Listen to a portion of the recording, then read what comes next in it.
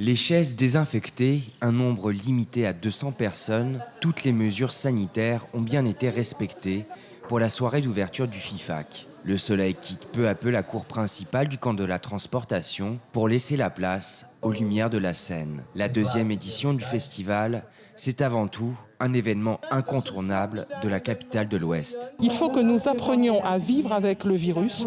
Il n'est pas question de tout arrêter et de ne plus rien faire. Aujourd'hui, c'est une organisation justement innovante que nous avons entre une partie en présentiel pour un nombre de personnes limité, malheureusement, mais aussi une diffusion auprès des internautes, ce qui permet à beaucoup plus de monde à travers tout le monde de participer à ce festival.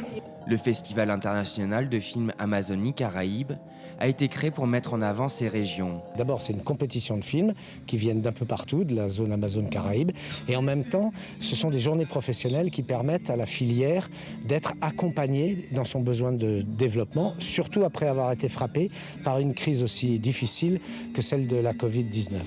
Donc, un festival qui accueille des films et qui appuie la création audiovisuelle locale, voilà la mission. 22 documentaires, dont 10 en compétition, sont présentés cette année au grand public et surtout à un jury.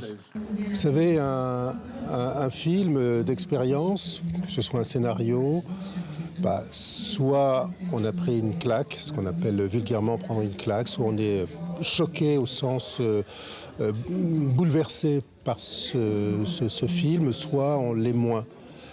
Donc ce qui va déterminer notre choix, c'est le film qui va nous paraître le plus pertinent. Pour la première soirée de l'événement, 2 projections étaient proposées au public, ravis de l'expérience. Sachant que le cinéma il est fermé à Saint-Laurent depuis peut-être 2-3 ans et voir le festival qui revient comme ça chaque année, c'est important pour nous de revenir et puis de profiter de beaux films documentaires comme ça.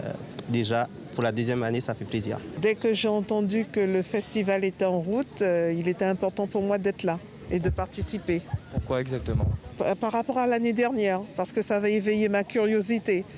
Et comme j'habitais Cayenne, il n'était pas possible pour moi de venir sur Saint-Laurent. Donc là, je suis sur Saint-Laurent cette année-là, donc j'ai voulu participer. D'autres films seront projetés tout au long de la semaine. Le FIFAC espère attirer les foules en respectant au mieux les mesures sanitaires. Suivez l'info sur Guyana Première, télé, radio et Internet.